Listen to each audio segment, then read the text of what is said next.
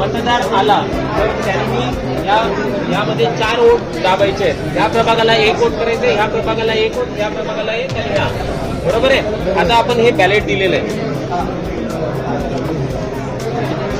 हा busy lamp पेटलेला आहे. जेव्हा मतदार आतमध्ये जाईल तेव्हा त्याच्या डाव्या बाजूला पहिला हा असेल, पहिला युनिट अ ब. नंतर उजव्या साईडला, म्हणजे आता तुम्ही मतदार आहात असंच अ ब क ड. तुमच्या डाव्या साईडला हीच पहिले आधी असणार आहे. त्याच्यानंतर तुम्ही यामधला एक कोणताही उमेदवार निवडा, हे दाबा बटन.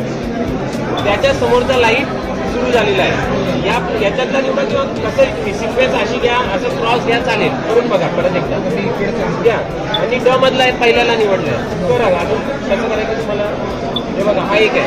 आता जर जेव्हा चौथा हा प्रेस करणार आहे दाबा, त्यावेळेस मशीनमधून आवाज येईल. त्यावेळेस मतदानाची प्रक्रिया पूर्ण झाली, म्हणजे एक मत ह्या मशीनमध्ये पडलेलं आहे.